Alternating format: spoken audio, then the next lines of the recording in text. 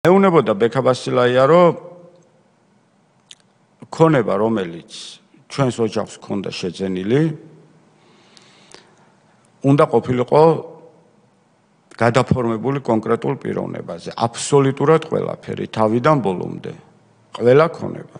მაგრამ ამ ქონებასთან ერთად იქ იყო ჩემი დის ოჯახის ქონება, ჩემი დის ოჯახი არის ჩემი სიძე არის ლაშა თვაური, მისი დედა არის თამარ ვაშაკიძე, რომელიც იყო ნოტარიუსი, მას ჰქონდა რამოდენიმე ბინა საკუთრებაში, წლების განმავლობაში ვიდრე ის ჩემი სიძე გახდებოდა და სწორედ ამ ქონებებზეც იყო საუბარი, იყო დედაჩემის ქონებაზე, მამაჩემის ქონებაზე და ჩემ ქონებაზე. ეს ქონების ჩამონათვალი რაც იყო, ეს ყველაფერი უნდა გადაფორმდეს კონკრეტულ პირზე და მათ უნდა ამით დავასრულებდით ჩვენ საუბარს.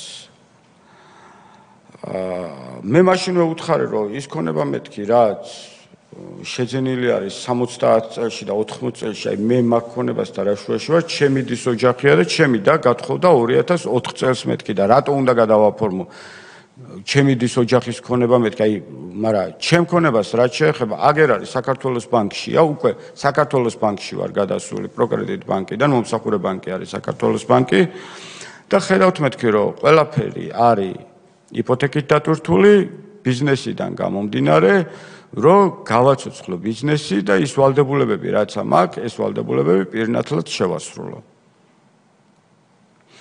ბასილაიამ თქვა, რომ იცოდა, რომ ეს ყველაფერი იყო იპოთეკით დატვირთული და მიიღო მაშინვე ზარი სატელეფონო, რომ თავი დაენებებინა ჩემთვის და გადახდის ფორმას მეტყოდა რამოდენიმე დღეში.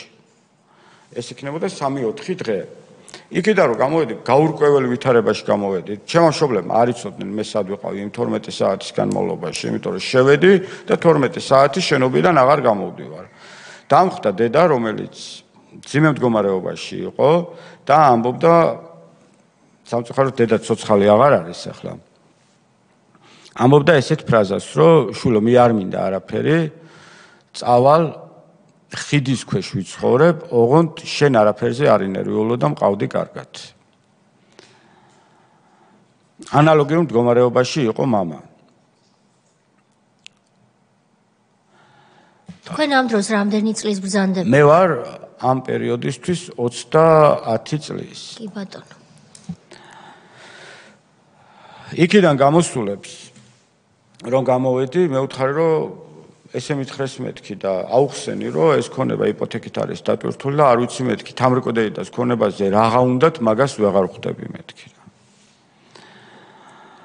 იქიდან შემდგომ უკვე მეუბნება ესეთ რაღაცას დედა და მამა, რომ მოდი ყველაფერზე დავთანხმდეთ, თორე გაგვანადგურებენ. მე შენი სიცოცხლე ყველაფერს მირჩევია.